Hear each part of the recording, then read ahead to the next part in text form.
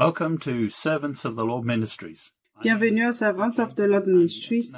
Mon nom est Dr. Keith Jenkins et je suis le coordinateur international de Servants of the Lord Ministries. Avant de commencer mon message d'aujourd'hui, laissez-moi à nouveau vous partager la mission de ce ministère qui a été donnée à Joseph Hitchcock il y a de nombreuses années. J'ai des enfants dans toutes les nations et tu as des frères et sœurs dont les cœurs crient vers moi. Ils m'ont demandé un ministère des bénédictions et des dons. Je leur ai donné ces choses et cela les a bénis, mais il y a une partie de leur esprit qui n'a jamais été comblée et qui est réservée pour une relation intime avec moi. Maintenant, leur cœur crie vers moi juste pour moi. C'est vers eux que je t'envoie parce que je ne veux pas qu'ils prennent des années comme il t'a fallu pour arriver jusqu'à moi, parce qu'il n'y avait personne à l'époque pour te montrer comment procéder. Servants of the Lord Ministries est un ministère d'enseignement et de formation envoyé au corps du Christ. Aujourd'hui, je vais parler de la repentance des œuvres mortes.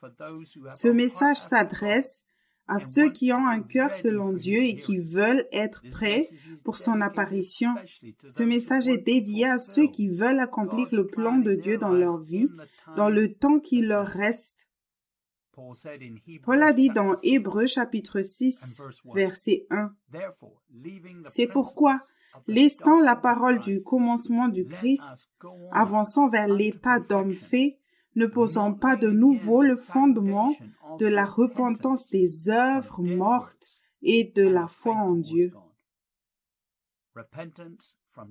La repentance des œuvres mortes fait partie de tes premières œuvres.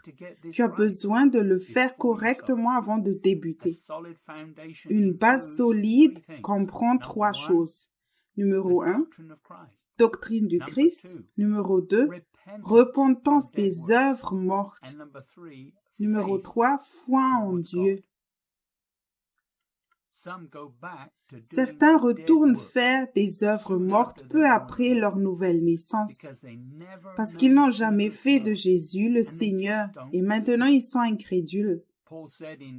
Paul a dit dans Romains chapitre 12, versets 1 et 2, « Je vous exhorte donc, frères, par les compassions de Dieu, à offrir vos corps comme un sacrifice vivant, saint, agréable à Dieu, ce qui sera de votre part un culte raisonnable. » Verset 2. Ne vous conformez pas au siècle présent, mais soyez transformés par le renouvellement de l'intelligence afin que vous discerniez quelle est la volonté de Dieu, ce qui est bon, agréable et parfait. Il est possible de faire la parfaite volonté de Dieu en faisant de Jésus le Seigneur. Nous lisons dans Jean chapitre 1 verset 12. Mais à tous ceux qui l'ont reçu, à ceux qui croient en son nom, elle a donné le pouvoir de devenir enfants de Dieu, lesquels sont nés. Tu ne peux faire ce que Dieu demande par l'Esprit que si tu crois en son nom ou en son autorité. Si tu ne crois pas en sa capacité, tu finiras par faire tes propres œuvres à la place. Si tu fais encore des œuvres mortes, tu dois te repentir. Il y a un jugement à la fin. Nous lisons dans Apocalypse chapitre 20, verset 12 et verset 13. Je lis Apocalypse chapitre 20, verset 12 et 13. « Et je vis les morts, les grands et les petits, qui se tenaient devant le trône. Des livres furent ouverts, et un autre livre fut ouvert, celui qui est le livre de vie. Et les morts furent jugés selon leurs œuvres, d'après ce qui était écrit dans ces livres. » 13. La mer rendit les morts qui étaient en elle. La mort et le séjour des morts rendirent les morts qui étaient en eux, et chacun fut jugé selon son œuvre. Ses œuvres. Si tu crois que tes œuvres faites dans cette vie sont assez bonnes, elles seront examinées lors de ce jugement final. Si elles ont été accomplies dans la chair, elles ne seront pas suffisantes. Paul a dit dans Romains chapitre 8, verset 8, « Or, ceux qui vivent selon la chair ne sauraient plaire à Dieu. » Si tu insistes sur le fait que tes œuvres sont assez bonnes et que tu ne te repens pas des œuvres mortes, tu seras à ce moment jugé. Chaque œuvre que tu crois bonne sera lue au jugement du dernier jour. Il y a un registre conservé au ciel de tout ce que tu as fait dans cette vie. N'en doute pas. Dieu n'est pas limité par une salle de stockage pour conserver toutes ces informations et ne dépend pas non plus d'un ordinateur. Jésus a dit dans Matthieu, chapitre 10, verset 30, « Et même les cheveux de votre tête sont tous comptés. » Les croyants paresseux espèrent qu'ils pourront aller au paradis à la fin de leur vie en faisant une prière sincère qui rendra Dieu heureux. C'est une croyance très populaire, surtout parmi de confortables croyants nés de nouveau. Elle est basée sur la supposition que Dieu ne tient pas de registre et oublie les détails. Il croit qu'il acceptera une prière religieuse et sincère correctement formulée qui compensera toutes les fois où ils étaient paresseux, vivant dans la chair sur le chemin spacieux qui mène à la destruction. Ceux qui sont sur le chemin spacieux écoutent les émotions et leurs émotions et croient qu'ils sont totalement honnêtes avec eux-mêmes, mais en réalité, ils se trompent eux-mêmes. Paul a dit dans Romains chapitre 8 verset 7 car l'affection de la chair est inimitié contre Dieu parce qu'elle ne se soumet pas à la loi de Dieu et qu'elle ne le peut même pas. Donc, à moins que ton esprit n'ait été totalement et complètement renouvelé et que tu ne vives dans le royaume de Dieu de façon constante, tu écoutes en fait une mauvaise voix. Paul a dit dans 2 Corinthiens chapitre 10 verset 7, « Vous regardez à l'apparence. Si quelqu'un se persuade qu'il est de Christ, qu'il se dise bien en lui-même que comme il est de Christ, nous aussi, nous sommes de Christ. » Paul était un exemple de quelqu'un qui avait renouvelé sa pensée en suivant Christ chaque jour sur le chemin étroit. Et il ne se fiait pas aux apparences. Je crois que chaque personne qui ne fait pas de Jésus le Seigneur maintenant sera dans ce jugement final. Tu peux appeler Jésus Seigneur quand personne n'écoute. Mais dans ces derniers jours, tu devras appeler Jésus Seigneur quand la persécution commencera. Jésus a dit dans Matthieu chapitre 10, versets 32 et 33. Je lis Matthieu chapitre 10, verset 32. C'est pourquoi quiconque me confessera devant les hommes, je le confesserai aussi devant mon Père qui est dans les cieux. Verset 33. Mais quiconque me reniera devant les hommes, je le renierai aussi devant mon Père qui est dans les cieux. Beaucoup de chrétiens ont déjà renié le Seigneur pour faire ce qu'ils veulent faire dans la chair. Paul a dit dans Galates, chapitre 5, verset 17, « Car la chair a des désirs contraires à ceux de l'esprit, et l'esprit en a de contraires à ceux de la chair. Ils sont opposés entre eux, afin que vous ne fassiez point ce que vous voudriez. » Si tu n'aimes pas la chair, obéis à l'esprit et marche dans l'esprit. Paul a dit dans Galates chapitre 5 verset 16, « Je dis donc, marchez selon l'esprit et vous n'accomplirez pas les désirs de la chair.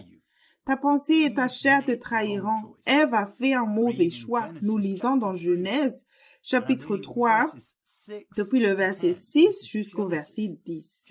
Je répète, Genèse chapitre 3, verset 6 jusqu'au verset 10. Verset 6. La femme vit que l'arbre était bon à manger, agréable à la vue, et qu'il était précieux pour ouvrir l'intelligence. Elle prit de son fruit et en mangea. Elle en donna aussi à son mari qui était auprès d'elle, et il en mangea. Verset 7.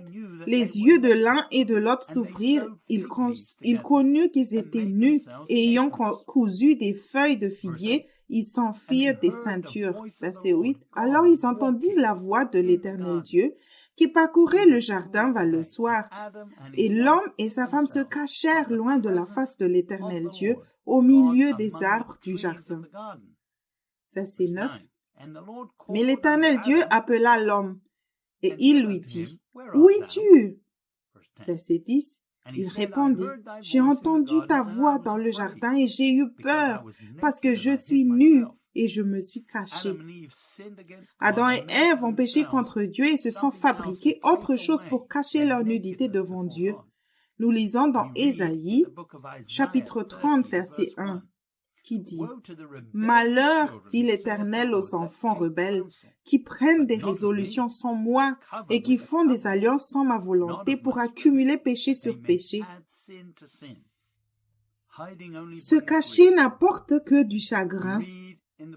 Nous lisons encore dans le livre d'Ésaïe, chapitre 29, depuis le verset 13 jusqu'au verset 16. Ésaïe, chapitre 29, verset 13 jusqu'au verset 16. Verset 13. Le Seigneur dit, « Quand ce peuple s'approche de moi, il m'honore de la bouche et des lèvres, mais son cœur est éloigné de moi, et la crainte qu'il a de moi n'est qu'un précepte de tradition humaine. » 14. C'est pourquoi je frapperai encore ce peuple par des prodiges et des miracles, et la sagesse de ses sages périra, et l'intelligence de ses hommes intelligents disparaîtra. Verset 15. Malheur à ceux qui cachent leurs desseins pour les dérober à l'Éternel, qui font leurs œuvres dans les ténèbres, et qui disent, qui nous voit et qui nous connaît? Verset 16. Quelle perversité est la vôtre! Le potier doit-il être considéré comme de l'argile? Pour que l'ouvrage dise de l'ouvrier, il ne m'a point fait, pour que le vase dise au potier, il n'a point d'intelligence. Le temps touche à sa fin quand les gens l'appellent simplement Seigneur dans l'Église et n'obéissent pas à l'Esprit de Christ. C'est se moquer de Dieu. Jésus a dit dans Matthieu chapitre 7, verset 21, « Ceux qui me disent « Seigneur, Seigneur » n'entreront pas tous dans le royaume des cieux, mais celui seul qui fait la volonté de mon Père qui est dans les cieux. » Beaucoup seront laissés derrière, ceux qui appellent Jésus Seigneur et qui continuent à utiliser leur cerveau pour prendre des décisions. Quand les sages ne savent plus quoi faire et que le savoir des prudents est oublié, le temps touche à sa fin. Jésus a dit dans Matthieu chapitre 23, verset 27, « Malheur à vous, scribes et pharisiens hypocrites, parce que vous ressemblez à des sépulcres blanchis qui paraissent beaux au dehors et qui au-dedans sont pleins d'ossements de mort et de toute espèce d'impureté. » Le mot malheur dans le texte de Strong est le numéro 3759. C'est une exclamation primaire de la douleur, malheur, hélas, malheur. Tu peux t'éloigner de l'iniquité par la conviction et la repentance en vivant dans la lumière sous la direction de l'Esprit. En le suivant, tu apprends aussi et tu reconnais de plus en plus qu'est-ce qui a été dirigé par la chair dans le passé. N'arrête pas ce processus en te cachant à la place. Jésus a dit dans Jean chapitre 3, verset 19 jusqu'au verset 21, verset 19, « Et ce jugement, c'est que la lumière étant venue dans le monde, les hommes ont préféré les ténèbres à la lumière, parce que leurs œuvres étaient mauvaises. » Verset 20, « Car quiconque fait le mal est la lumière, et ne vient point à la lumière, de peur que ses œuvres ne sont dévoilées. » Verset 21, « Mais celui qui agit selon la vérité vient à la lumière, afin que ses œuvres soient manifestées, parce qu'elles sont faites en Dieu. » Quelle est ton attitude face à la lumière? Paul dit dans Hébreux chapitre 4, verset 12 et verset 13, « Car la parole de Dieu est vivante et efficace, plus tranchante qu'une épée quelconque à deux tranchants, pénétrante jusqu'à partager âme et esprit, jointure et moelle.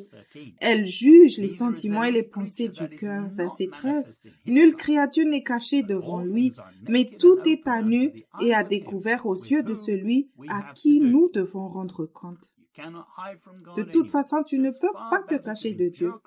Il vaut donc mieux supporter la correction et de se repentir.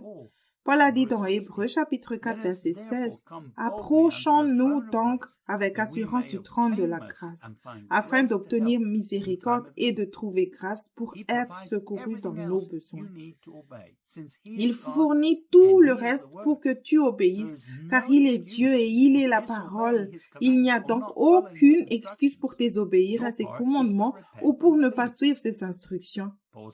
Ton rôle est de retenir et de croire, de te repentir, de croire, pardon. Paul a dit dans Hébreux chapitre 11 verset 6, « Or, sans la foi, il est impossible de lui être agréable, car il faut que celui qui s'approche de Dieu croit que Dieu existe et qu'il est le rémunérateur de ceux qui le cherchent. » Si tu viens à Dieu, tu dois croire qu'il est Dieu. Il va te récompenser pour l'avoir cherché avec assiduité. Il n'a pas de critères. Dieu est amour, mais il est aussi lumière.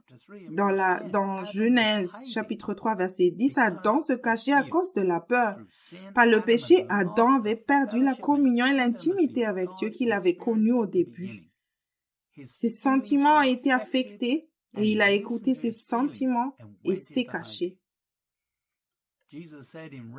Jésus a dit dans Apocalypse 3, je vais lire depuis le verset 14 jusqu'au verset 17.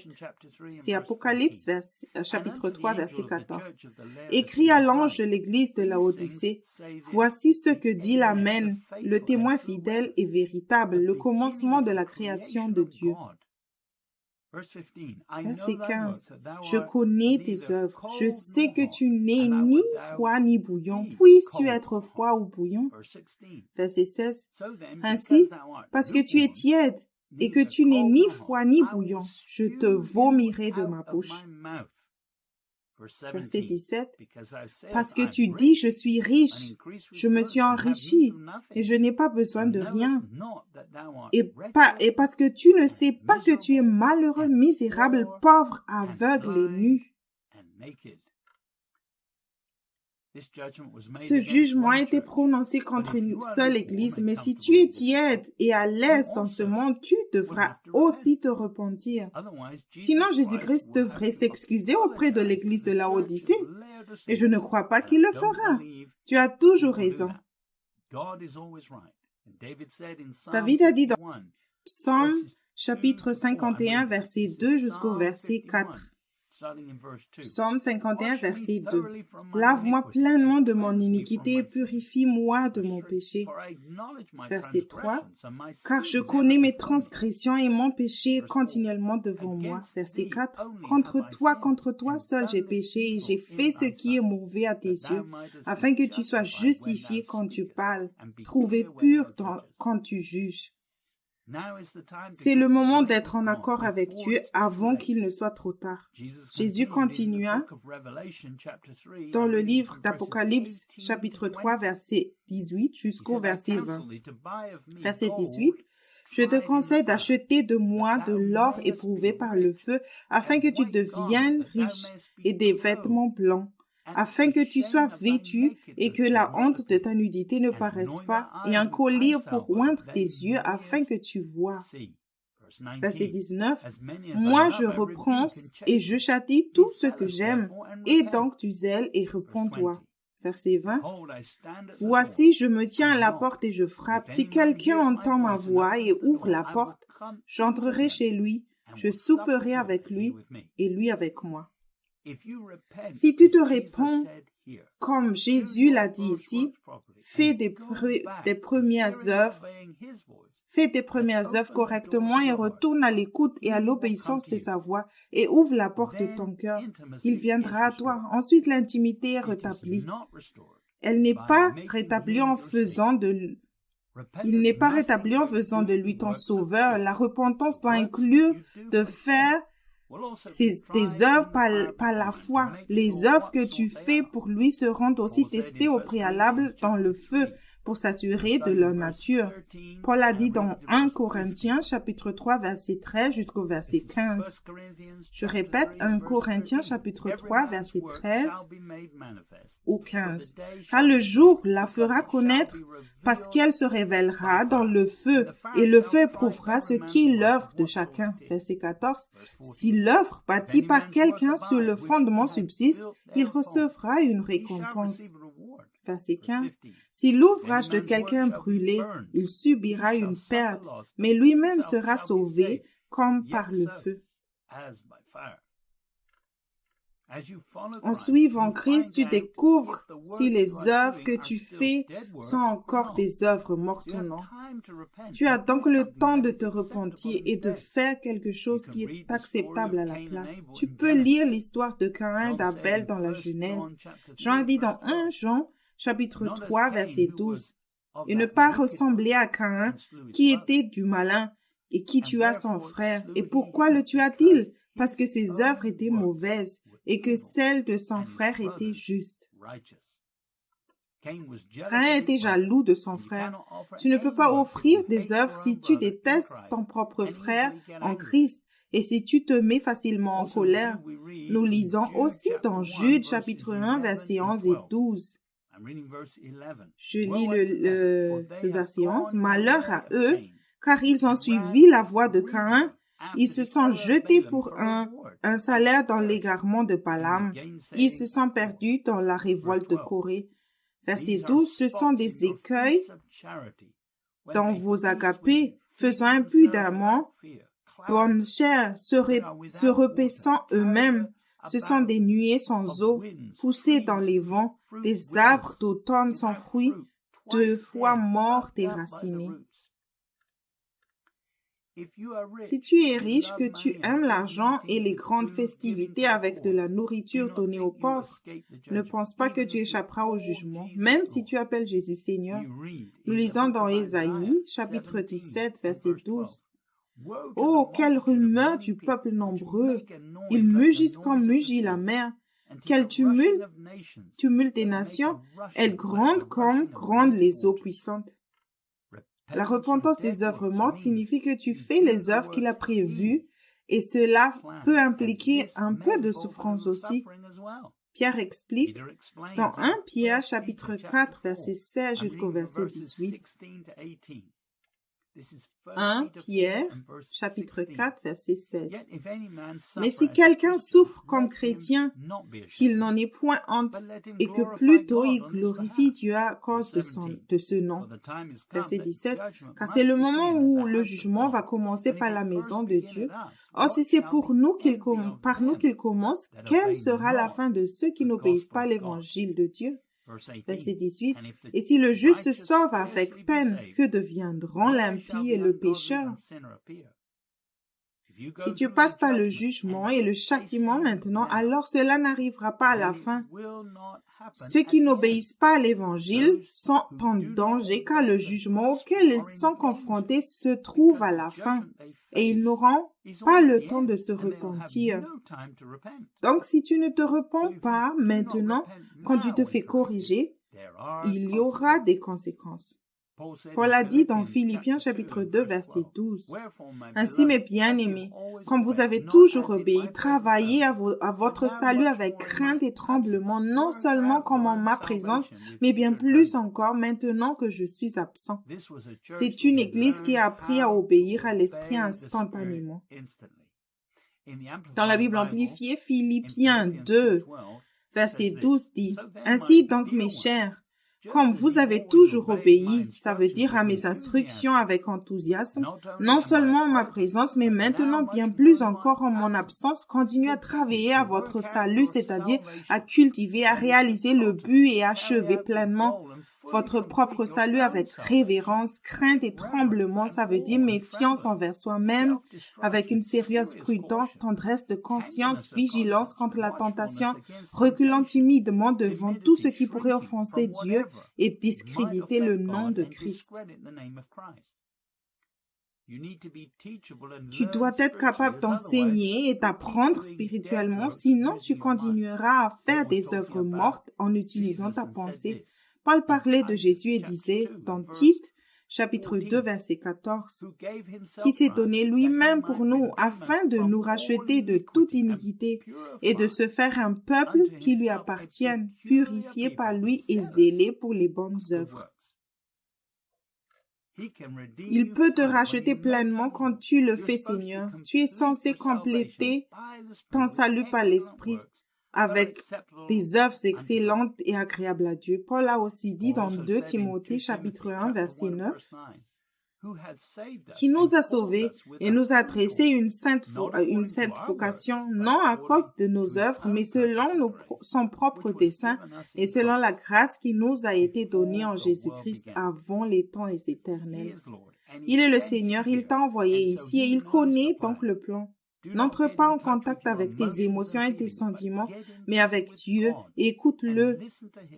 Les œuvres que tu fais maintenant après le salut sont celles qu'il a planifiées pour toi et elles sont faciles quand tu te soumets à lui.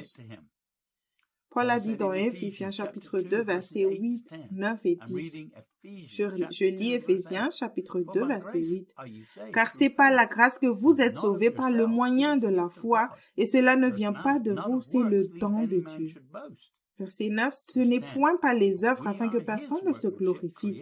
Verset 10, car nous sommes son ouvrage, ayant été créés en Jésus-Christ pour des bonnes œuvres que Dieu a préparées d'avance afin que nous les pratiquions. Tu ne peux pas être sauvé en faisant des œuvres de toutes sortes sans Dieu, sinon tu pourrais te vanter. Tu es né dans le péché et ton âme est comme une batterie à l'intérieur qui s'épuise parce qu'elle n'est pas connectée à lui. Ton âme est aussi détruite par la consultation de ta pensée. Ton âme a été conçue pour entendre Dieu. Jésus a dit dans Jean chapitre 10, versets 27 et 28. Il dit, « Mes brebis entendent ma voix, je les connais et elles me suivent. » Verset 28, « Je leur donne la vie éternelle et elles ne périront jamais et personne ne les ravira de ma main. » Si tu pouvais être sauvé en faisant des œuvres mortes, tu n'aurais plus besoin d'un sauveur et Christ est mort en vain. Mais sa mort sur la croix du calvaire t'a reconnecté à Dieu. Seuls ceux qui écoutent et obéissent à sa voix ne périront pas. Ne te trompe pas toi-même. Paul a aussi dit, dans 2 Corinthiens chapitre 5 verset 17, « Si quelqu'un est en Christ, il est une nouvelle créature. Les choses anciennes sont passées, voici toutes choses sont devenues nouvelles. » Paul était l'œuvre de Christ et il avait été transformé. Les choses anciennes doivent disparaître et toutes les choses doivent devenir nouvelles. Jésus a dit dans Matthieu chapitre 15, versets 7, 8 et 9.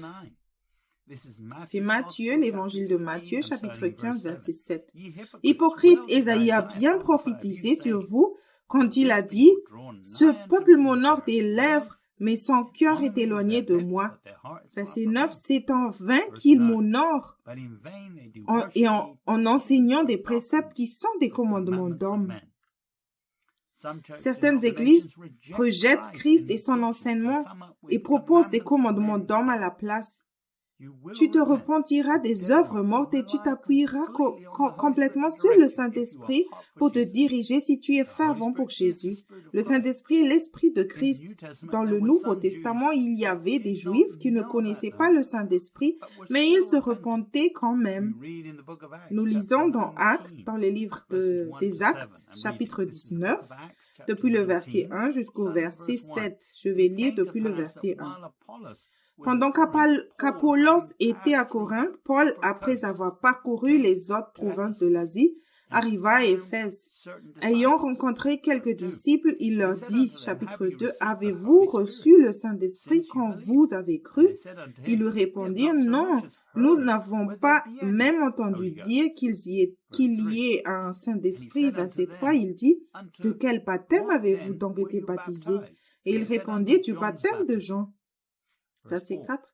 Alors Paul dit, Jean a baptisé du baptême de repentance, disant au peuple de croire en celui qui venait après lui, c'est-à-dire en Jésus. Verset 5. Sur ces paroles, ils furent baptisés au nom du Seigneur Jésus. Verset 6. Lorsque Paul leur eut imposé les mains, le Saint-Esprit vint sur eux et ils parlaient en langue et prophétisaient. Verset 7, ils étaient en tout environ 12 hommes. Le baptême de Jean était un baptême de repentance pour que les Juifs se préparent. Tous les autres Juifs ont rejeté Christ et l'ont crucifié. Nous lisons dans Jean, chapitre 1, verset 11.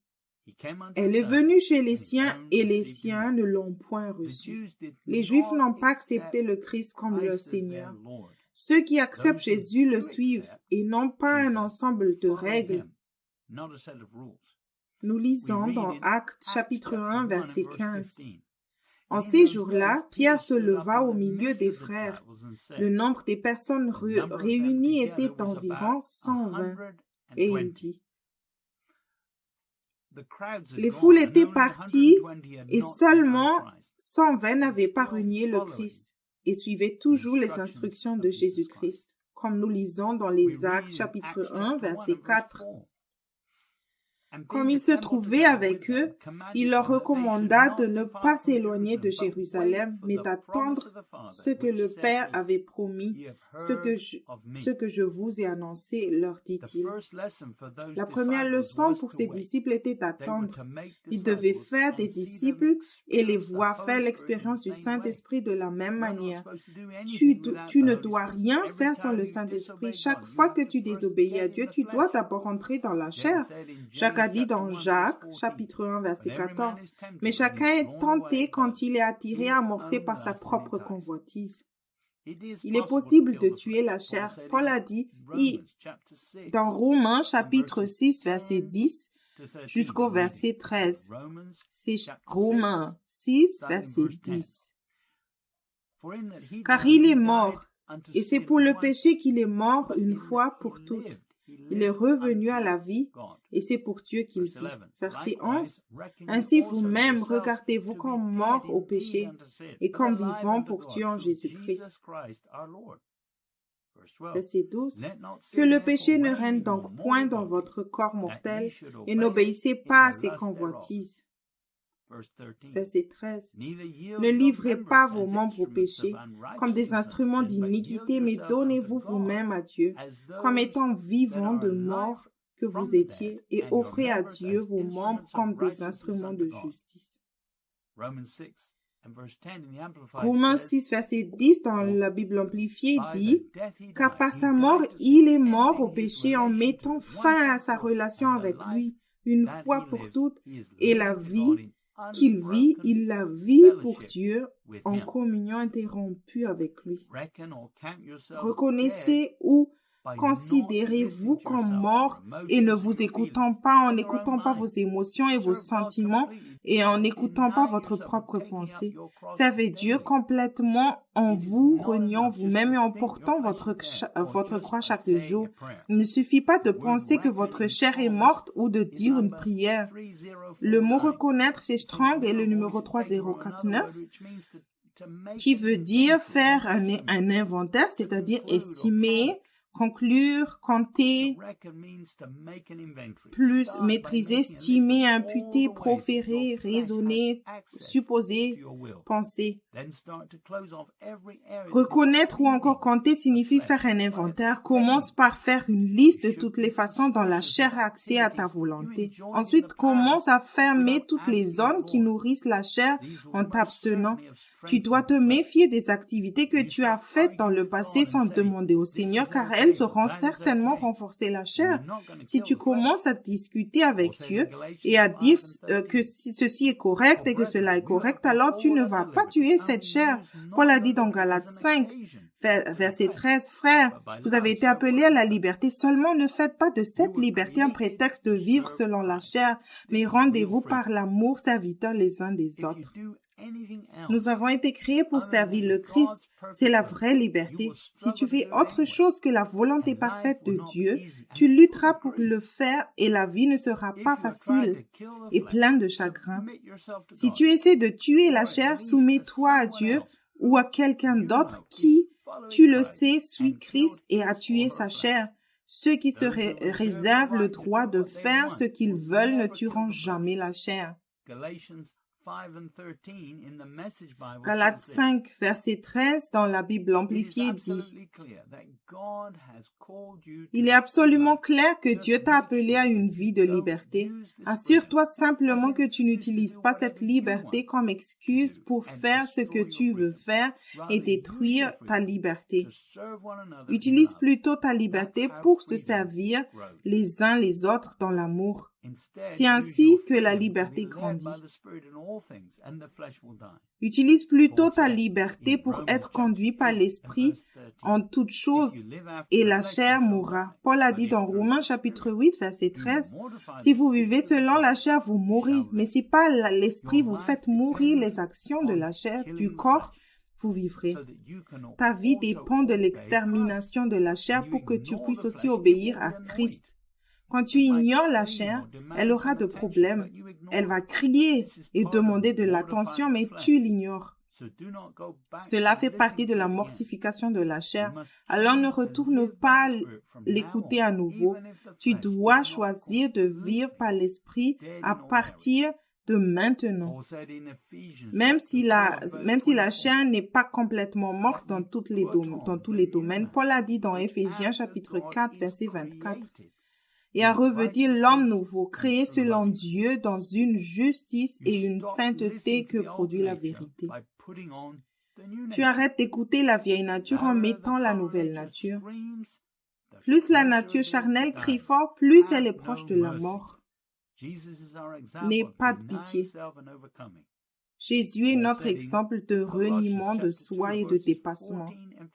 Paul a dit dans Colossiens chapitre 2 verset 14 et verset 15, « Il a effacé l'acte dans les ordonnances nous condamnés et qui subsistait contre nous, et il a détruit en le clouant à la croix. » Verset 15, « Il a dépouillé les dominations et les autorités et les a livrées publiquement au spectacle en triomphant d'elles par la croix. » Jésus était un serviteur et il est mort pour toute l'humanité. Pas seulement pour ceux qui ont cru en lui, il est mort pour donner à chacun la possibilité d'être sauvé. Pour faire ce travail, il n'a pas pensé, mais il a simplement obéi. Il n'a eu aucun rapport avec le péché en ne cédant pas à son propre esprit, sa pensée ou en ne consultant pas sa propre volonté. Jésus a dit dans Jean chapitre 5 verset 30, « Je ne puis rien faire partant de moi-même, selon que j'entends je juge, et mon jugement est juste parce que je ne cherche pas ma volonté, mais la volonté de mon Père qui m'a envoyé. » En faisant de Jésus le Seigneur et en obéissant à l'Esprit, tu seras sauvé. Paul a dit dans Actes chapitre 16, verset 31, « Paul et Silas répondirent, « Crois au Seigneur Jésus et tu seras sauvé, toi et ta famille. » Dans la Bible amplifiée, la même écriture dit, « Crois au Seigneur Jésus-Christ. » Ça veut dire, rends-toi à lui, retire-toi de ton propre contrôle et confie-toi à sa garde. Et tu seras sauvé. Tu dois croire au Seigneur Jésus-Christ pour être sauvé. Il n'y a pas d'option pour accepter simplement Jésus comme ton sauveur. Si tu crois au sauveur Jésus-Christ et que tu fais quand même ce que tu veux, tu seras laissé derrière. Quand tu crois que tu l'acceptes comme Seigneur de ta vie, il y a 3 choses que tu feras. Numéro 1, abandonne-toi à lui et établis-le comme Seigneur. Numéro 2, ne pas veiller à son propre bien-être et à son confort dans ce monde temporel. Numéro 3, écoute ses instructions par le Saint-Esprit pour qu'il puisse prendre soin de toi et de te garder. Tu dois savoir qu'il n'y a rien de bon en toi. Paul a dit dans Romains chapitre 7, verset 18. « Ce qui est bon, je le sais, n'habite pas en moi, c'est-à-dire dans ma chair. J'ai la volonté, mais non le pouvoir de faire le bien. » Ta fondation doit inclure la doctrine ou les enseignements de Christ ainsi que la foi en Dieu. Jésus a dit dans Luc chapitre 9, verset 23 jusqu'au verset 26. C'est dans l'évangile de Luc chapitre 9, verset 23 au verset 23, où il dit à tous, « Si quelqu'un veut venir après moi, qu'il renonce à lui-même, qu'il se charge chaque jour de sa croix et qu'il me suive. Car celui qui voudra sauver sa vie la perdra, mais celui qui la perdra à cause de moi la sauvera. » Verset 25. « Et que servirait-il à un homme de gagner tout le monde s'il se détruisait ou se perdait lui-même? Verset 26. Car quiconque aura honte de moi et de mes paroles, le Fils de l'homme aura honte de lui quand il viendra dans sa gloire et dans celle du Père et des saints anges. Jésus a enseigné deux choses dans ce verset que tu dois faire pour suivre Christ. As-tu entendu un message comme celui-ci à l'Église récemment? Ce sont les doctrines et les enseignements de Christ répétés plusieurs fois dans la Bible. Faire de Jésus ton sauveur par une prière ne te sauvera pas. Ce n'est pas dans le menu ici. Tu dois perdre ta vie pour lui ou tu seras un retranché. Pierre a dit dans Actes chapitre 2 verset 40, et par plusieurs autres paroles, il les conjurait et les exhortait, disant, sauvez-vous de cette génération perverse. Il y a une corruption dans ce monde par le système naturel d'apprentissage, et c'est ainsi que le diable a entré dans l'Église. Le diable a fait appel aux soi-disant leaders, chrétiens, qui voulaient de la sagesse comme Ève dans le jardin d'Éden, mais qui n'étaient pas prêts à en payer le prix. Elle a été tentée et a plutôt pris de la connaissance du bien et du mal. Il n'y a pas de raccourci vers la sainteté. Soit tu es sur le chemin droit, soit tu périras. Paul a dit dans Éphésiens chapitre 5 verset 11, « Et ne prenez point part aux œuvres infructueuses des ténèbres, mais plutôt condamnez-les. » Les églises d'aujourd'hui doivent se repentir d'avoir utilisé leur entendement. Paul a dit dans Galates chapitre 6 verset 1, « Frères, si un homme vient à être surpris en quelque faute, vous qui êtes spirituels, redressez-le avec un esprit de douceur. Prends garde à toi-même, de peur que tu ne sois aussi tenté. » Les gens ne voient pas la nécessité d'être spirituel. Une personne charnelle ne veut pas poser de questions à Dieu, surtout, et défendra son droit d'utiliser sa propre pensée. Dans cette situation, fais preuve de douceur, car sinon tu pourrais être tenté d'écouter toi-même des prétextes et des arguments solides. Paul a dit dans Romains 8, verset 5, « Ceux en effet qui vivent selon la chair s'affectionnent aux choses de la chair, tandis que ceux qui vivent selon l'esprit s'affectionnent aux choses de l'esprit. »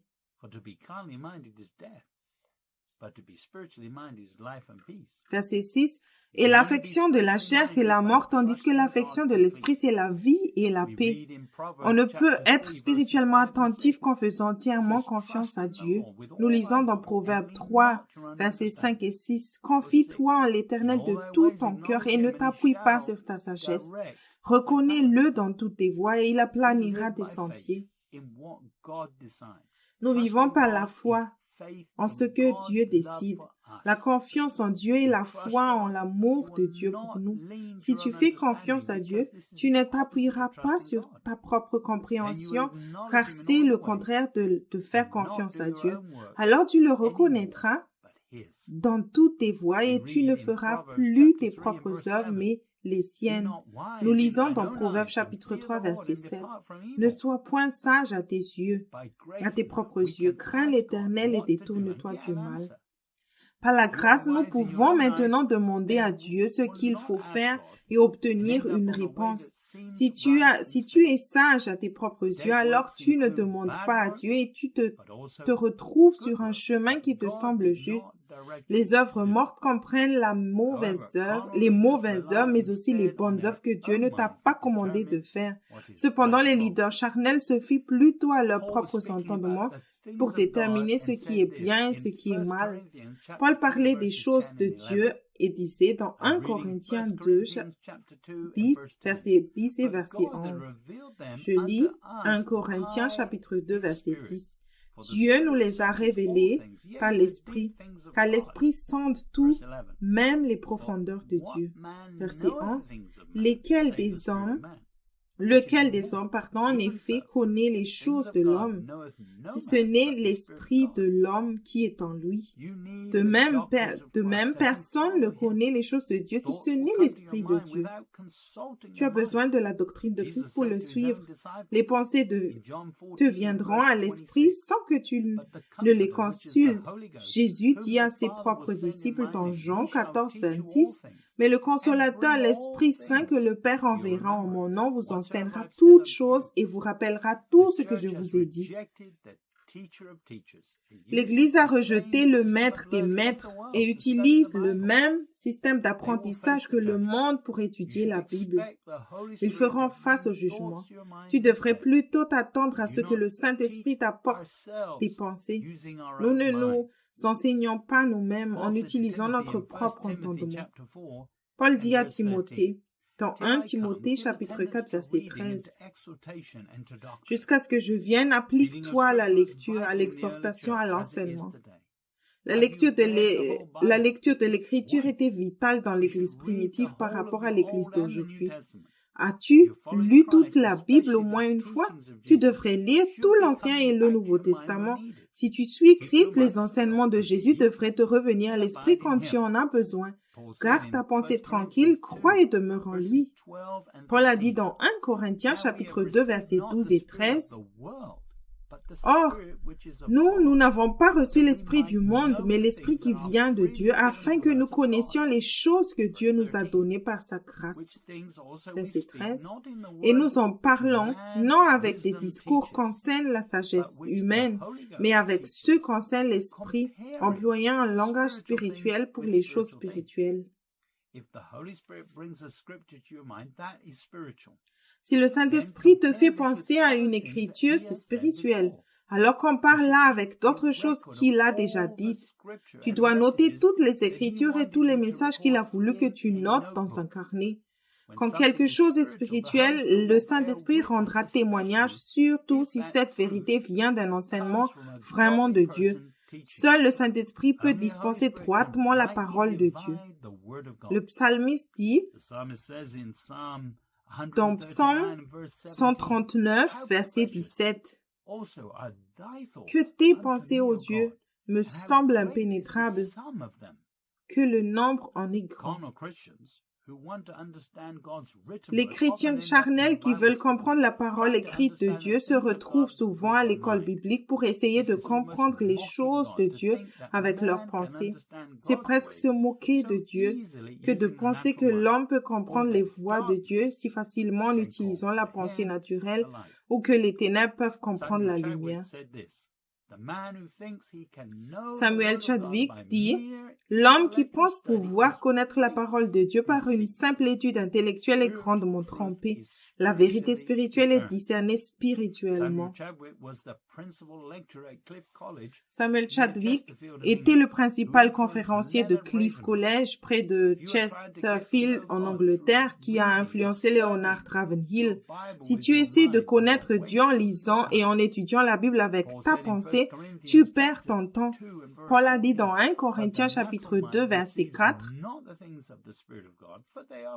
« Mais l'homme animal ne reçoit pas les choses de l'Esprit de Dieu, car elles sont une folie pour lui, et il ne peut les connaître parce que c'est spirituellement qu'on en juge. » Tu ne peux pas connaître Dieu sans devenir d'abord un disciple de Christ et le suivre. Jésus est la vérité. Si tu ne te renies pas complètement et si tu ne prends pas ta croix chaque jour, tu resteras charnel. Les personnes que Dieu a utilisées dans le passé ont tout dû souffrir pour Christ. La seule façon de connaître Dieu est de prendre soi-même le chemin droit et de suivre quelqu'un d'autre qui suit Christ. Dans l'édition révisée de « Mes brebis entendent ma voix » au chapitre 1, page 1, Joseph Hitchcock dit « Des milliers de livres parlant de Dieu ont été écrits par des gens qui l'ont connu dans une certaine mesure. Vous pouvez étudier les livres écrits par ceux qui ont été reconnus comme étant de grands hommes et de grandes femmes de Dieu. Vous pouvez glaner ce qu'ils ont appris de Dieu pendant le temps où ils étaient dans le ministère. Beaucoup parmi ces fidèles serviteurs ont marché avec Dieu pendant 50 ou 60 ans et vous pouvez acquérir une certaine compréhension de qui est Dieu en étudiant leur vie. Cette démarche a été celle de nombreux croyants qui ont essayé d'acquérir plus de connaissances sur Dieu.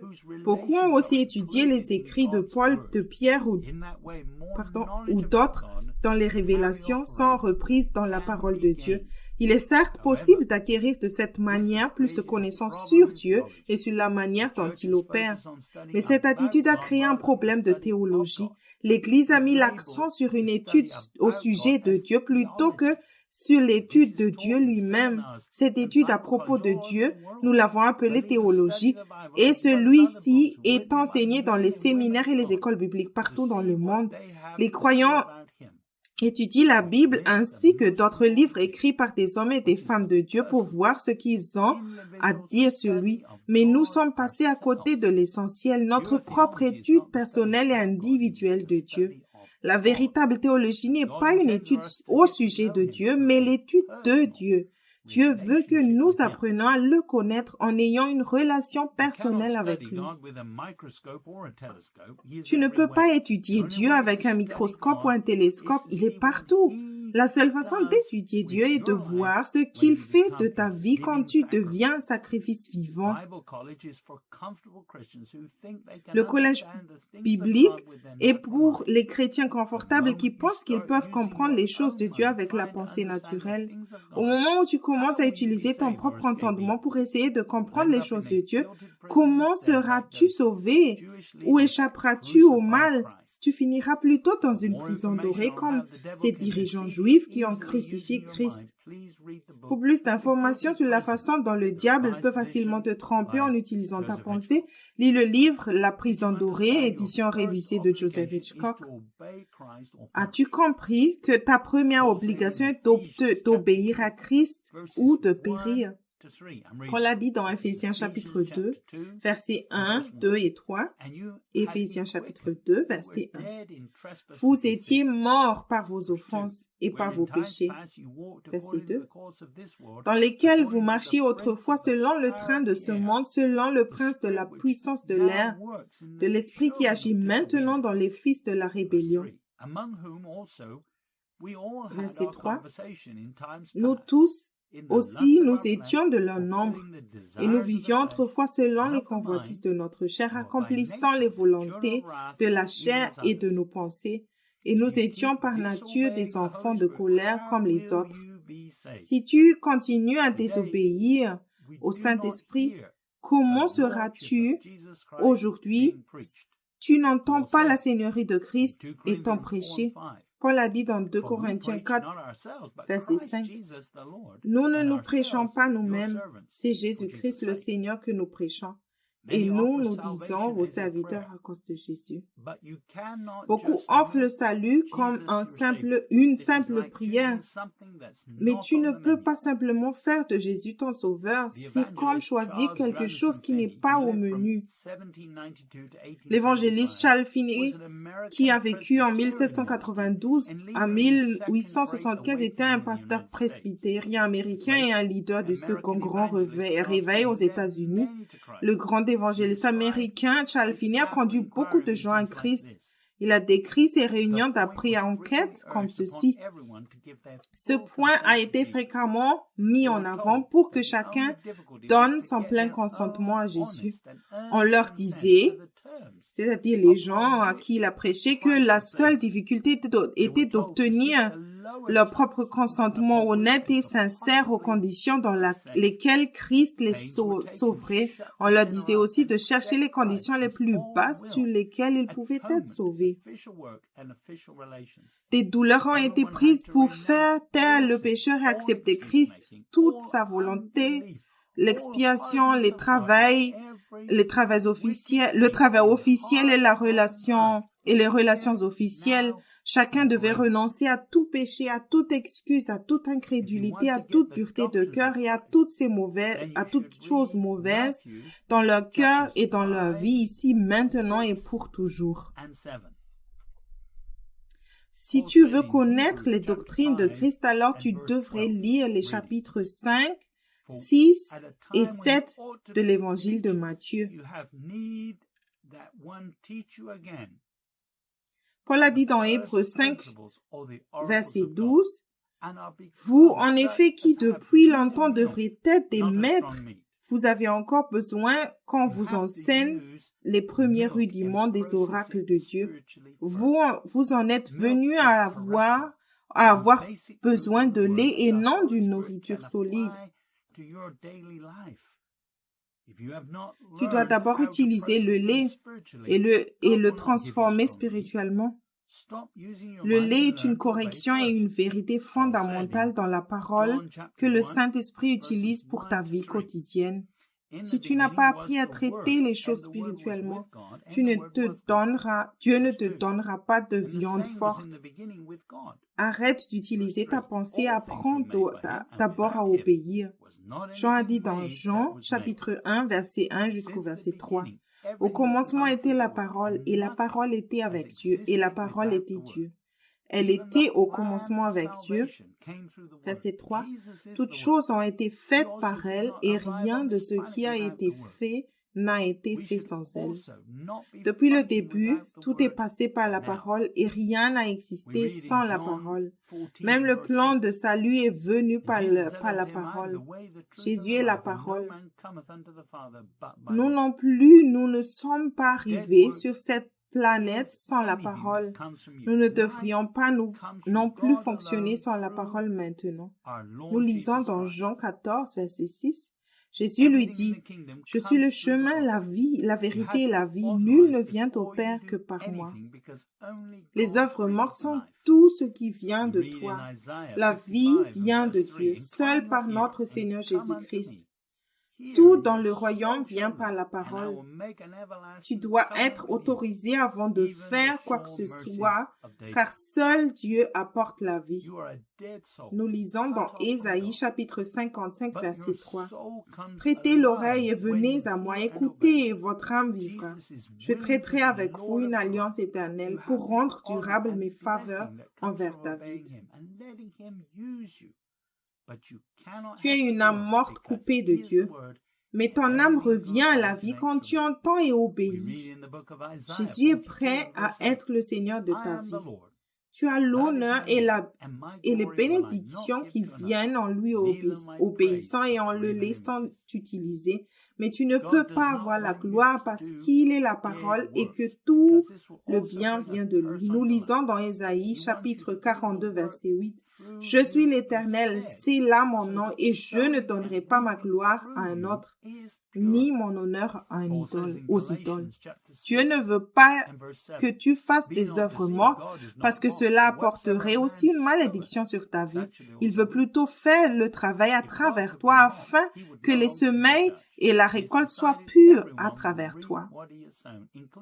Paul dit dans Galates chapitre 6 verset 7, Ne vous y trompez pas, on ne se moque pas de Dieu.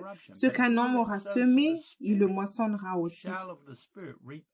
Si l'on pouvait se moquer de Dieu, il ne serait plus le juge. Il a décidé que tout le monde récoltera ce qu'il a semé, y compris le diable. Paul continue dans Galates 6, verset 8. « Celui qui sème pour sa chair moissonnera de la chair la corruption, mais celui qui sème pour l'esprit moissonnera de l'esprit la vie éternelle. » Si tu n'aimes pas ce que tu récoltes, change tes semeilles. Si tu es né de nouveau, tu as au moins la possibilité de semer dans l'esprit. Mais si tu n'entends pas sa voix, ou si tu n'es pas conduit par l'esprit, comment peux-tu semer dans l'esprit? Si tu es né de nouveau, commence à chercher Dieu pour les commandements et les instructions. Jésus a dit dans Matthieu chapitre 25, verset 26, son maître lui répondit, « Serviteur méchant et paresseux, tu savais que je moissonne où je n'ai pas semé et j'amasse où je n'ai pas vanné. » Le serviteur méchant et paresseux n'a rien fait. Dieu nous a envoyés ici pour un travail à faire. Si tu le laisses faire ce qu'il veut faire à travers toi, tu récolteras ce qu'il a semé à travers toi. C'est une bonne nouvelle. Tu es béni et tu as aussi le fruit de l'esprit. Cependant, si tu résistes à ce processus, Jésus récoltera encore là où il n'a pas vu au jugement. Parce qu'il est Seigneur. Tu dois te repentir d'abord d'avoir fait des œuvres mortes avant qu'il ne soit trop tard. Jésus dit dans Matthieu 7, verset 16, « Vous le reconnaîtrez à leurs fruits. Cueille-t-on des raisins sur des épines ou des figues sur des chardons? Le temps touche à sa fin, personne ne ramassera les chardons. Les chardons sont le résultat d'œuvres mortes. Alors examine-toi maintenant. » Le mot semer dans Strong est le numéro 4687 et il est probablement renforcé à partir d'un autre mot qui veut dire extension, disperser, c'est-à-dire semer. Au sens figuré ou propre, ça veut dire aussi semer, recevoir la semence. Semer est une action que tu ne peux pas faire sans récolter. Dieu a créé l'homme pour une autorité pour semer et bénir toute la création en lui transmettant quelque chose de divin et de parfait. Tu as créé l'homme pour le diriger et le représenter. Tu es béni dans ce processus et tu jouis davantage de Dieu parce que tu es un canal de sa bonté. Tu récoltes ce qui a été semé même si sa bonté ne vient pas de toi mais de Dieu. Dieu est amour et il n'est pas égoïste mais il obtient la gloire et cela lui revient. C'est un privilège de voir sa bonté couler à travers nous. La semence divine ne peut se faire que dans l'esprit en suivant les instructions par amour et en y obéissant par la foi. Jésus a dit dans Jean, chapitre 14, verset 15, « Si vous m'aimez, gardez mes commandements. Le royaume de Dieu est là maintenant. Mais Dieu ne force personne à obéir. Il régnera avec une verge de fer pendant 1000 ans afin que chacun puisse voir comment sa parole aurait dû être appliquée à la terre. La terre sera transformée et tout le monde sera étonné de voir l'efficacité de la parole écrite et comment elle aurait dû être appliquée. Les scientifiques seront humiliés et tous ceux qui croyaient qu'il n'y a pas de Dieu seront considérés comme des insensés absolus, même s'ils ont un doctorat. » Le psalmiste a dit dans Psaume chapitre 14, verset 1, « L'insensé dit en son cœur, il n'y a point de Dieu. Ils sont corrompus, ils ont fait des œuvres abominables, il n'y a personne qui fasse le bien. » Dieu n'utilisera pas tout le monde pendant le règne millénaire. Il n'utilisera que ceux qui lui obéissent instantanément parce qu'ils sont doux. Jésus a dit dans Matthieu chapitre 5, verset 5, « Heureux les doux ou les débonnaires, on dit ici, car ils hériteront la terre. » Les habitants de la terre verront en peu de temps la terre se transformer en un paradis selon les instructions de Jésus, régnant à Jérusalem, et la terre sera guérie. Cette guérison peut prendre un certain temps, mais elle ne prendra pas 1000 ans. C'est ce que dit Pierre dans 2 Pierre, chapitre 3, versets 8 et 9. Mais il est une chose, bien-aimée, que vous ne devez pas ignorer, c'est que devant le Seigneur, un jour est comme 1000 ans et 1000 ans, tout sont comme un jour. Verset 9. Le Seigneur ne tarde pas dans l'accomplissement de la promesse comme quelques-uns le croient, mais il use de sa patience envers vous, ne voulant pas qu'aucun périsse, mais voulant que tous arrivent à la repentance. L'apôtre Pierre écrit sa dernière lettre avant d'être crucifié à l'envers selon la tradition et il dit de ne pas ignorer une chose au verset 8. Tu aurais pu penser que c'est quelque chose comme le salaire du péché et la mort ou la seigneurie de Christ. Mais il mentionne comment Dieu voit le temps. Il parle aux élus et leur dit que Dieu contrôle le temps. Au moment où tu te répands et sèmes par l'Esprit, il accélère tout pour que tu bénéficies de l'Esprit et que tu récoltes. Mais si tu pèches, il ralentit tout pour que tu ne récoltes pas les conséquences du péché, te donnant ainsi le temps de te repentir. Le péché est tout ce qui est contraire à la volonté parfaite de Dieu pour ta vie en pensée, en but et en action.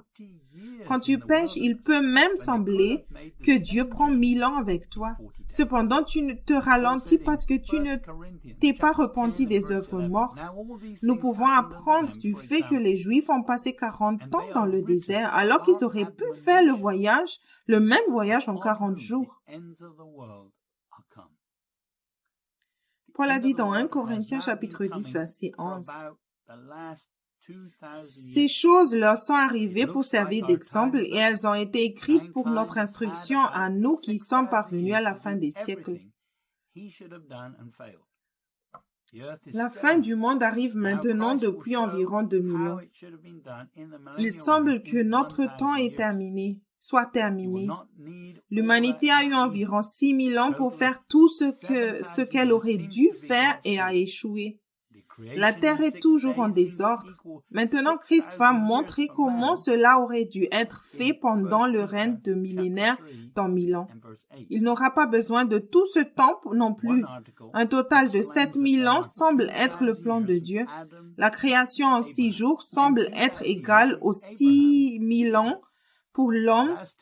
Dans 1 Pierre, chapitre 3, verset 8, un article explique qu'il y a 2000 ans d'Adam à Abraham et 2000 ans d'Abraham à Jésus. Les 2000 dernières années sont pour l'Église, faisant un total de 6000 ans. Ensuite, il y aura 1000 ans pour le règne de Jésus et ce sera aussi une période où la création pourra se reposer.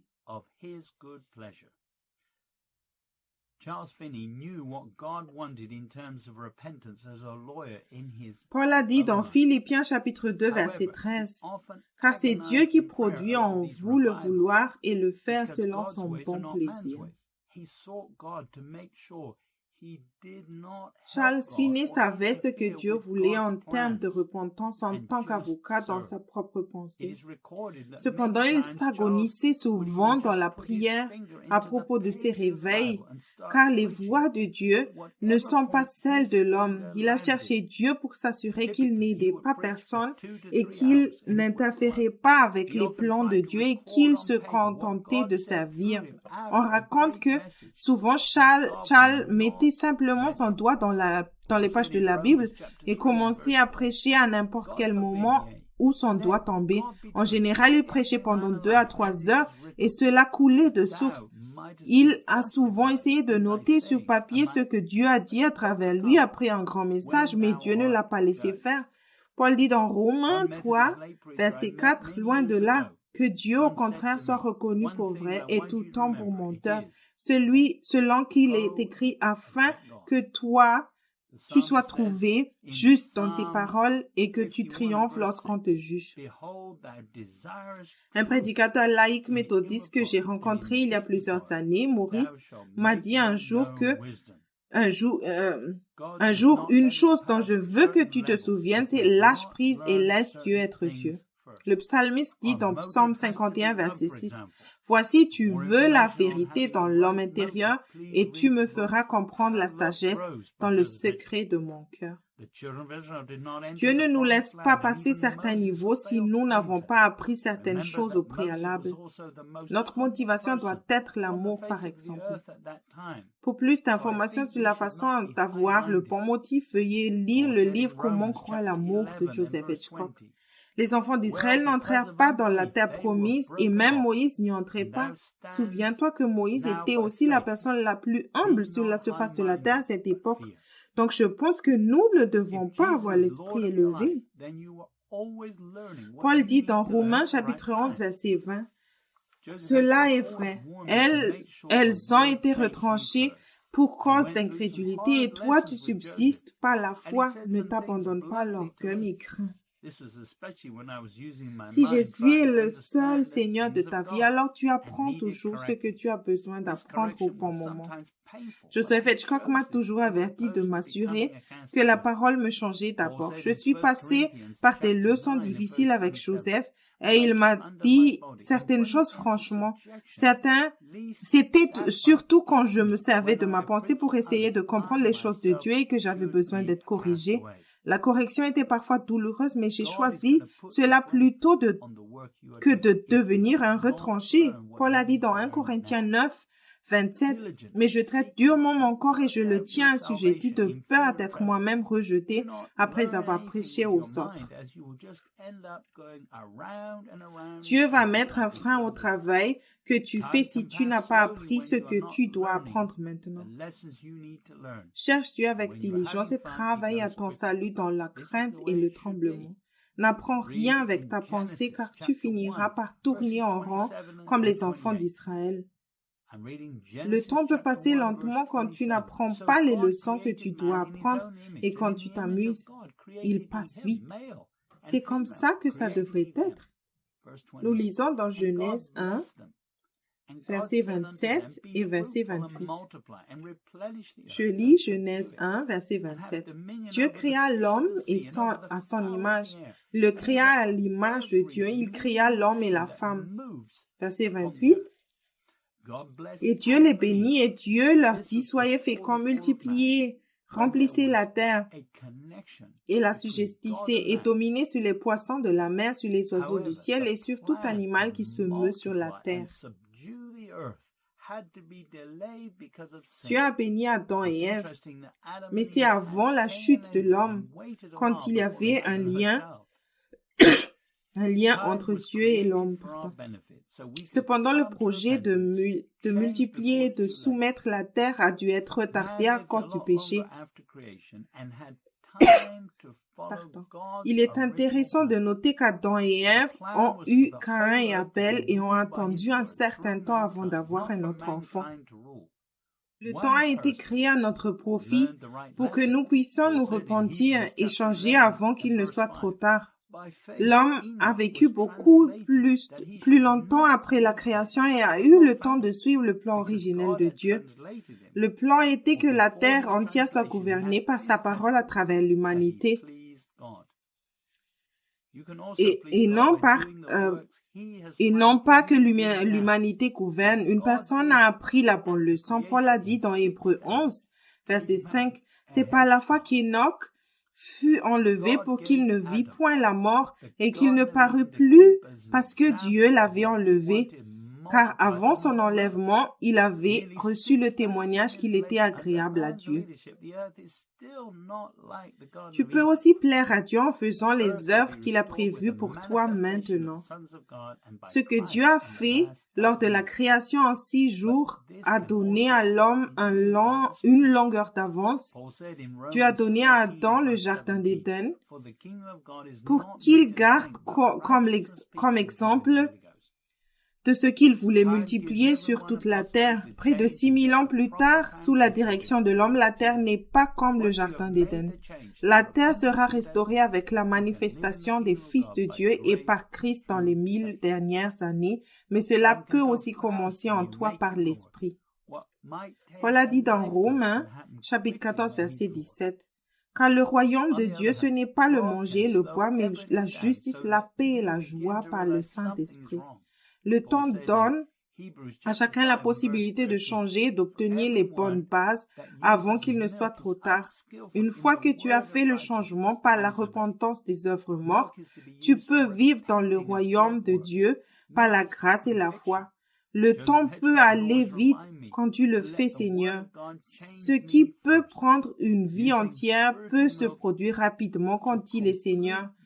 D'un autre côté, Dieu peut tout ralentir pour que tu commences à réaliser que quelque chose ne va pas. Paul a dit dans Hébreux 5, verset 13, « Or, quiconque en est au lait n'a pas l'expérience de la parole de la justice, car il est un enfant.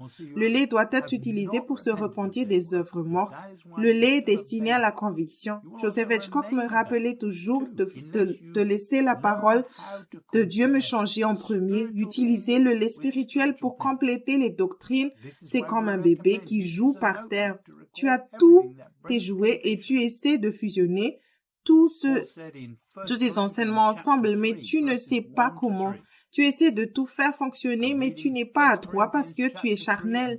Tu ne t'es pas encore repenti d'avoir fait des œuvres mortes et c'est pour cela que tu es encore un bébé. Tu resteras aussi un bébé à moins que tu n'apprennes à comparer les choses spirituelles avec les choses spirituelles. C'est pourquoi nous te recommandons d'utiliser un carnet pour noter tout ce qui t'apporte de la conviction.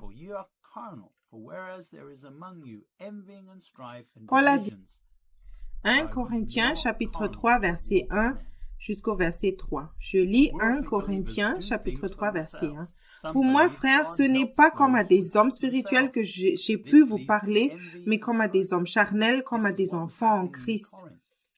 Verset 2. Je vous ai donné du lait, non de la nourriture solide, car vous ne pouvez pas la supporter, et vous ne le pouvez pas même à présent, parce que vous êtes encore charnels. Verset 3. En effet, puisqu'il n'y a pas parmi vous de la jalousie et des disputes, n'êtes-vous pas charnels? Et ne marchez-vous pas selon l'homme? Les croyants mondains font des choses pour eux-mêmes. Certains croient que Dieu aide ceux qui s'aident eux-mêmes. Cela conduit à la jalousie et au conflit. C'est ce qui s'est passé à Corinthe et l'accent a été mis sur le gain matériel. Aujourd'hui, l'Église est très similaire. Peut-être que tu ne crois pas que tu as un Père céleste qui t'aime et qui est là pour prendre soin de toi. Tu es amour, ce qui signifie que Dieu fait tout par amour. Son motif est pur. Il n'est pas égoïste. Si tu crois cela, tu le rendras Seigneur de ta vie.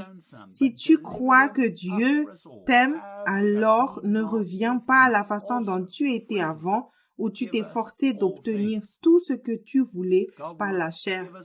Jésus a dit dans Matthieu chapitre 6 verset 33, « Cherchez premièrement le royaume et la justice de Dieu, et toutes ces choses vous seront données par-dessus. Dieu connaît la fin depuis le début. Il sait si quelque chose doit être essayé ou non. Paul dit dans Romains 8, 32, « Lui qui n'a point épargné son propre fils, mais qui l'a livré pour nous tous, comment ne nous donnera-t-il pas aussi toutes choses avec lui? » Dieu nous donnera tout, même les choses destinées aux personnes mûres quand nous serons prêts. Au début, va lentement, suis la direction de Dieu et tu éviteras les œuvres mortes. Considère la conviction comme une bénédiction. Jacques dit dans Jacques chapitre 1 verset 19, « Sachez-le, mes frères bien-aimés, ainsi que tout homme soit prompt à écouter, lent à parler, lent à se mettre en colère.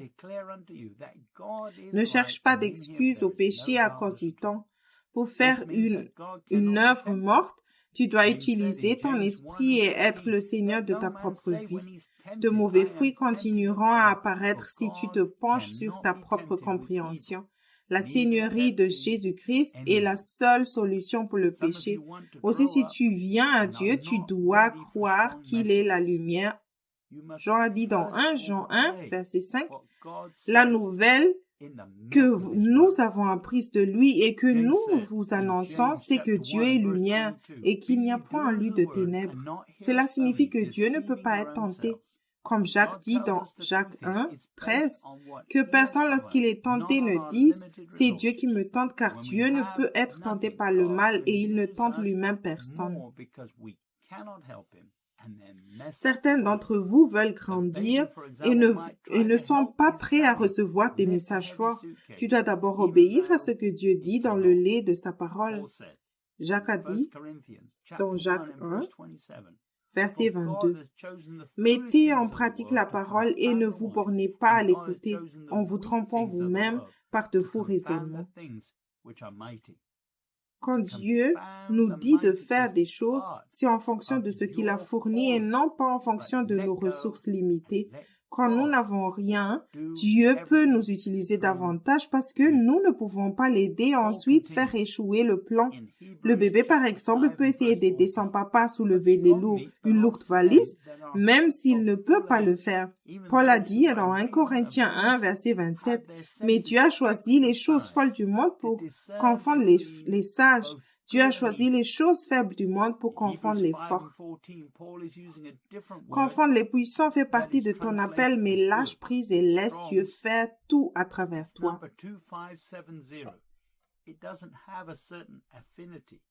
Paul continue dans Hébreux, chapitre 5, verset 14. Mais la nourriture solide est pour les hommes, fait pour ceux dont le jugement est exercé pour l'usage à discerner ce qui est bien et ce qui est mal. Dans Hébreux 5, verset 14, Paul utilise un autre mot qui se traduit par bon ou bien en français ici. Chez Strong, c'est le numéro 2570 et il est d'une affinité incertaine, proprement beau, mais surtout au sens figuré bon, c'est-à-dire précieux ou vertueux. Pour l'apparence ou l'usage est distingué et qui est proprement intrinsèque, meilleur, juste, bon, honnête, bien, digne. Ce mot bon qui signifie précieux est utilisé dans Matthieu, chapitre 3, verset 10, Matthieu chapitre 5, verset 16, Matthieu chapitre 7, verset 18 et 19, Matthieu chapitre 12, verset 33, Matthieu chapitre 13, verset 8, Matthieu chapitre 13, verset 23 et 24, aussi Matthieu chapitre 13, verset 27, Matthieu chapitre 13, verset 37 et 38, aussi le verset 45 et aussi le verset 48. Par implication, le mot bon signifie saint, précieux, propre à l'usage du maître. Dans ce contexte, le bon est de faire ce qui plaît à Dieu. Le mot mal dans Hébreux, chapitre 5, verset 14, est le numéro 2, 5, 5, 6. Et c'est apparemment un mot primaire qui veut dire sans valeur.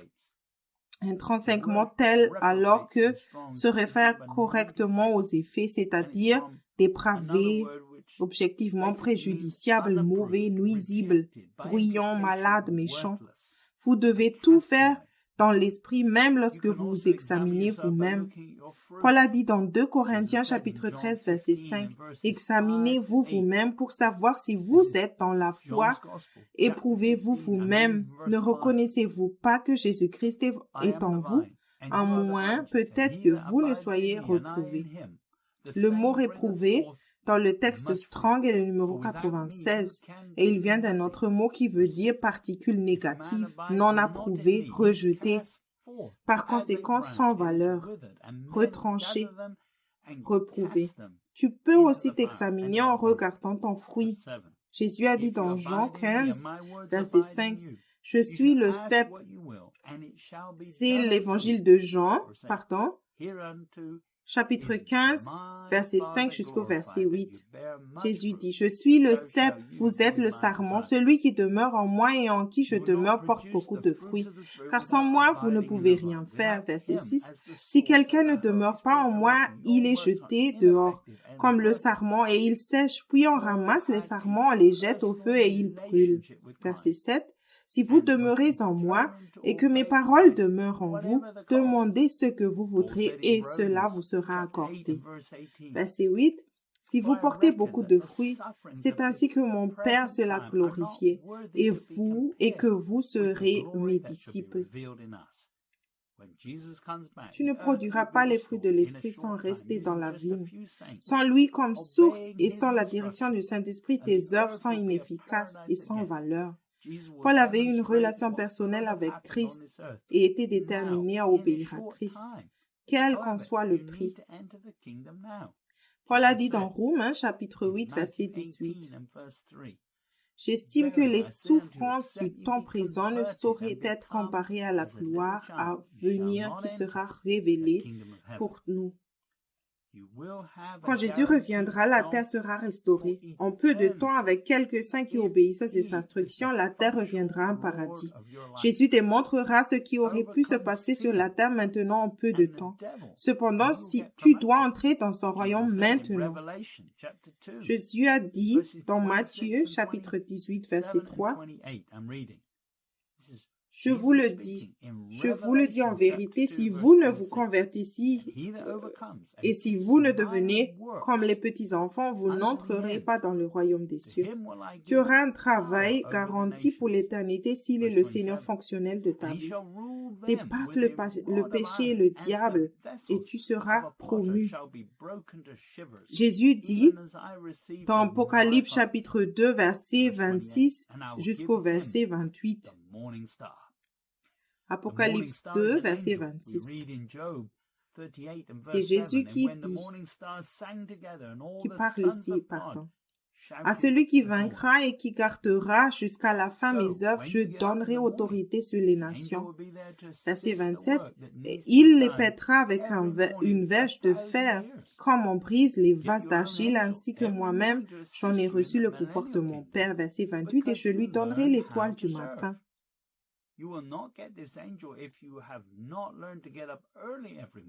L'étoile du matin est un ange. Nous lisons dans Job, chapitre 38, verset 7. Alors que les étoiles du matin éclataient en chant d'allégresse et que tous les fils de Dieu poussaient des cris de joie. Ainsi, quand tu te lèveras le matin, un ange sera là pour t'aider à faire le travail qui doit être fait chaque matin pour les 1000 ans. Tu as ton propre ange tous les matins pour t'assister dans le royaume millénaire parce que tu as appris à servir.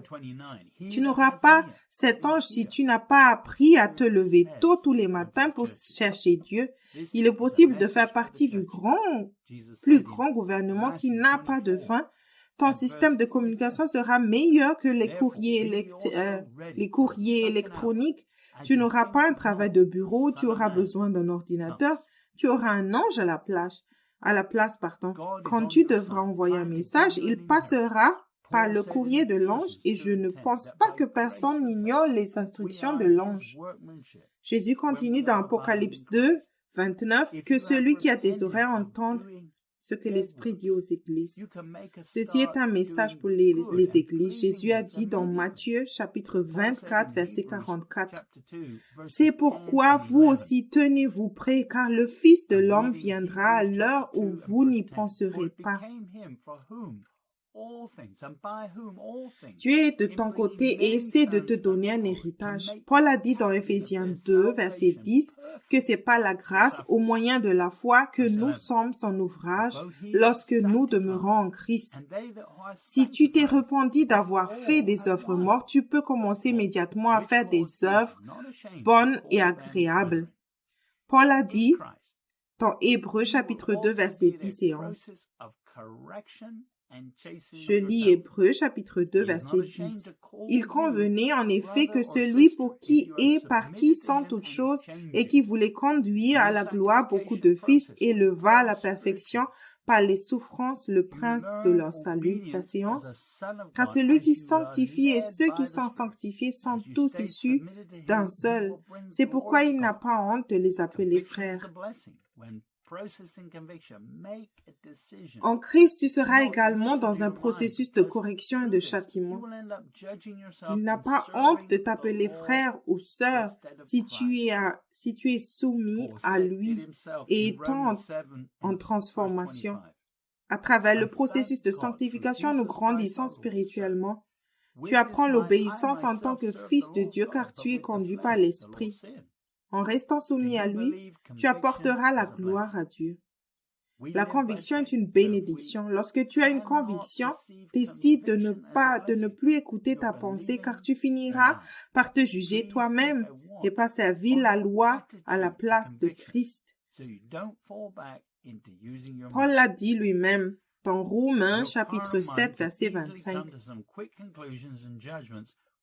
Grâce soit rendue à Dieu par Jésus-Christ notre Seigneur. Ainsi donc moi-même je suis par l'entendement esclave de la loi de Dieu et je suis par la chair esclave de la loi du péché. Crois-tu que la conviction est une bénédiction? Nous vivons par la foi, donc si tu ne peux pas recevoir la conviction comme une bénédiction, ta croyance est un mensonge. S'il te plaît, examine ton attitude face à la conviction afin de ne pas retomber dans l'utilisation de ta pensée. Ta pensée charnelle peut facilement arriver à des conclusions et des jugements rapides sans le Saint-Esprit, mais ce sera toujours faux. Laisse Dieu te juger avec sa grâce et sa miséricorde maintenant afin que tu ne sois pas jugé quand il apparaîtra. Il veut que tu viennes à la repentance. Si tu ne te repens pas de ce qu'il te montre maintenant et que tu te libères, alors tu entendras Dieu parler du même sujet quand il sera trop tard pour changer quoi que ce soit. Le Saint-Esprit nous a été donné comme un don de Dieu et un don de vie éternelle pour nous aider à nous repentir. Si tu obtiens des réponses et que tu te repens de ce qu'il te montre, alors tu travailles à ton salut par la grâce et par la foi. Souviens-toi que tu es son œuvre et laisse-le achever le travail en toi. Paul a dit dans Philippiens, chapitre 1, verset 6, « Je suis persuadé que celui qui a commencé en vous cette bonne œuvre la rendra parfaite pour le jour de Jésus-Christ. » Nous sommes sauvés par la grâce au moyen de la foi, et non par nos propres efforts. Il est donc préférable d'utiliser un carnet pour noter les convictions. Ensuite, cherche un moment pour entrer dans l'esprit et tout traiter avec lui. Si tu es condamné, alors tu es dans la chair. Si tu utilises ton carnet, arrête-toi et réponds-toi. Même si tu peux traiter une liste de péchés dans l'esprit pendant quelques minutes, c'est mieux que de continuer dans la chair. La chair ne peut pas plaire à Dieu. Si tu ne sèmes pas dans l'esprit, alors tu sèmes dans la chair. Il n'y a que deux possibilités. Si tu veux entendre, connaître et suivre Jésus, je te recommande ce livre « Mes brebis entendent ma voix » de Joseph Hitchcock. Si tu veux prendre un nouveau départ, prendre la décision de t'engager sur le chemin étroit, semé dans l'esprit chaque jour et faire l'expérience de la repentance régulière, alors je peux te recommander le livre « Réveillez-vous, le temps touche à sa fin » volume 1. Fondation pour une maturité spirituelle de Joseph Hitchcock. Ne laisse pas le diable te détourner de la vérité qui est maintenant disponible par l'Esprit. Si tu sais que tu as résisté à la vérité et que tu veux savoir pourquoi, alors je peux te recommander le livre La prison dorée, édition révisée de Joseph Hitchcock. Aujourd'hui, tu as entendu un message sur la repentance des œuvres mortes. Tu as l'opportunité de te connecter avec Dieu, de pouvoir l'entendre et d'être conduit par son esprit. Il est celui qui va faire l'œuvre au travers toi. Tu n'as pas besoin de t'efforcer ou de travailler pour produire l'œuvre qu'il a lui-même créée. Toute chose dont tu as besoin spirituellement pour vivre et de fonctionner comme il veut que tu fonctionnes. Ta responsabilité est de se préparer, de te préparer par rapport aux choses qui font obstacle afin que ces œuvres soient accomplies en toi. Il va même t'aider dans ce processus. Laisse Dieu faire ce travail en toi. Comme j'ai déjà mentionné, Dieu peut faire un travail très accéléré en toi. De plus tu te soumets, de plus tu lâches prise, de plus il peut accélérer le travail en toi. Plus tu résistes, plus ralentit le processus. Et nous n'avons plus beaucoup de temps qui reste. Jésus revient bientôt. Laisse-moi prier avec toi maintenant et te confier au Seigneur Jésus-Christ. Père Céleste, tout le monde qui a écouté ce message, Père, tu les as appelés à vivre une vie sainte, conduite par ton esprit, de l'écouter, de s'accrocher à lui, de s'appuyer sur ton esprit. Et Père, tu as pourvu à tout ce dont ils ont besoin par l'écoute de ta voix. Et Père, je prie qu'ils te font leur Seigneur, qu'ils se soumettent à toi complètement et reconnaissent que tu leur montres comment être conduit constamment par l'Esprit. Tu parles tout le temps. Père, je prie que tu les encourages en ce moment pour qu'ils soient fidèles et obéissent à ton esprit. Dans le nom précieux de Jésus. Amen. Que Dieu te bénisse. J'espère que tu as apprécié le message aujourd'hui et ton ministère qui aide ceux qui ont le cœur selon Dieu. Si tu veux nous contacter, les détails de nos coordonnées suivront. ainsi qu'un résumé des Écritures qui ont été utilisées durant ce message. Que Dieu te bénisse.